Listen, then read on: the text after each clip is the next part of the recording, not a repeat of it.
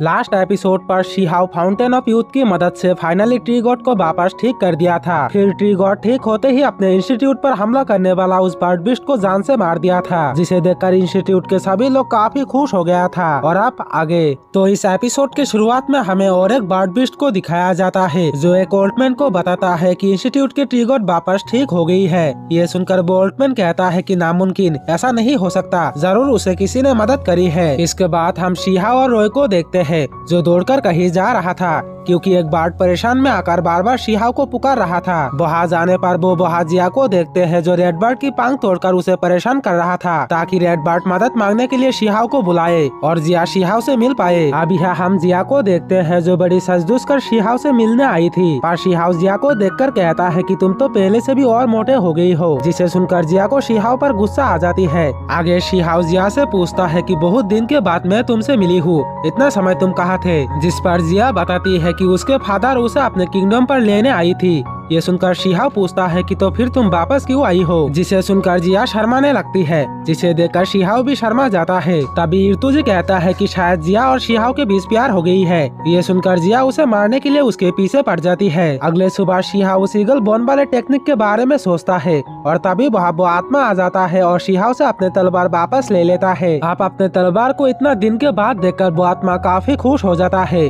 तभी शिहाओ कहता है कि मैंने तुम्हारे तलवार को वापस ले आया, इसके लिए मुझे थैंक यू देने की कोई जरूरत नहीं है, इसके बजाय तुम मुझे मैजिकल पावर और ट्रेजर बोन दे सकते हो। ये सुनकर वो आत्मा गुस्से में आ जाता है और वो शिहाओ को पीटने लग जाता है, जिसे देखकर शिहाओ उससे पूछता है कि मैंने तो तुम्हारी मदद की, तो फिर तुम मुझे पीट क्यों रही हो? जिस पर वो आत्मा कहता है कि मैं तुम्हारे भलाई के लिए ही तुम्हें पीटा, क्योंकि तुम पार के लिए पागल होता जा रहे हो, जिसकी वजह से तुम्हारे अंदर हिडन प्रॉब्लम भी आ सकती है। तो तुम पार के लिए इतना बेसन मत होना और शांति से बस मेडिटेट करते रहना। और इतना कहकर वो आत्मा अपने तलवार को बिना लिए बगैर वहाँ से निकल जाता है। तो शिहाओ उस तलवार को अपने पास रख लेता है। रात को शिहाओ उस आत्मा के बारे में सोचता है कि उस आत्मा ने सही कहा, वो पार के लिए बहुत ही लालची होता जा रहा है। इसके बाद हम डेविड को देखते हैं, जो शिहाओ के बारे में सोच रहा था कि कैसे शिहाओ ने उसके सामने से ही वो होली मेडिसिन ट्री को लेकर भाग गई। लेकिन डेविड को यह बात पता ही नहीं होते कि शिहाओ वही बियर का लड़का है, जिसके सुप्रीम बोन बचपन में उसके मदर शिहाओ से निकलकर उसके अंदर डाला था। दूसरी तरफ शिहाओ गॉड ट्री के पास बैठकर अपने पावर्स को इंक्रीज करने के लिए मेडिटेट करना स्टार्ट कर देता है और नया नया टेक्निक को सीखने लगता है।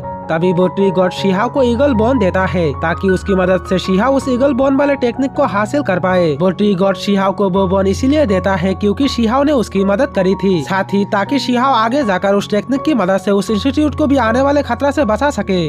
अगले सुबह शिहाओ जिया को लेकर इंस्टीट्यूट के बैटल ग्राउंड पर जाता है, जहां वो इंस्टीट्यूट के दो ग्रुप में फाइट होते हुए देखते हैं, जिसमें जुलू अकेडमी जीत रहे थे। ये देखकर मारिया कहती है कि और कोई है जो इस ग्रुप को हरा सकता है, जिस पर शिहाओ आगे आता है। वो कहता है कि मैं लड़ूंगा इस ग्रुप से, और जिसके बाद शिहाओ और उस जुलू अकेडमी के लड़की के बीच एक जबरदस्त लड़ाई होता है, जिसमें वो लड़की अपने ईगल टेक्निक का यूज करके शिहाओ से बराबर टक्कर देती है। इसी बीच मारिया उस ओल्डमैन को एक मैसेज भेजती है, जिससे ओल्डमैन को पता चल जाता है कि इंस्टीट्यूट के ट्री गॉड की हालत फाउंटेन ऑफ यूथ से पूरी तरह से ठीक नहीं हुई है, बल्कि उसे फाउंटेन ऑफ यूथ कुछ समय के लिए ही पावर्स दी है। ये जानकर ओल्डमैन शिहाओ के इंस्टीट्यूट पर हमला करने के लिए निकल जाता है। इधर शिहाओ अपने गोल्डन ईगल टेक्निक का यूज करके उस लड़की को बुरी तरह से हरा देता है, और तभी ओल्डमैन आकर उस इंस्टीट्यूट पर हमला करने लगता है, जिसे देखकर ट्री गॉड उसे रोकने लगता है। ये देखकर ओल्डमैन अपने ड्रैगन पावर का यूज करता है, लेकिन फिर भी वो ट्री गॉड के आगे टिक नहीं पाते। आखिरकार ट्री गॉड अपने पावर से उसे जान से मार देता है।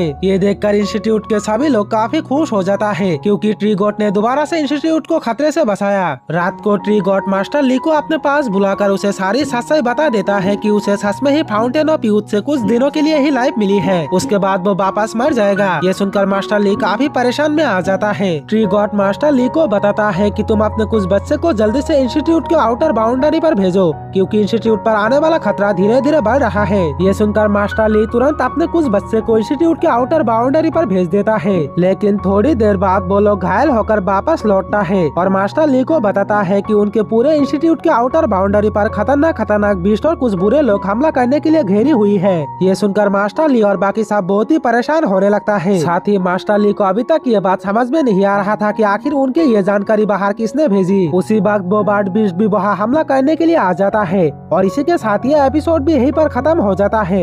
एपिसोड 27 देखने के लिए इस वीडियो को एक लाइक और चैनल को सब्सक्राइब करके बेल आइकन को ऑल पे दबा देना।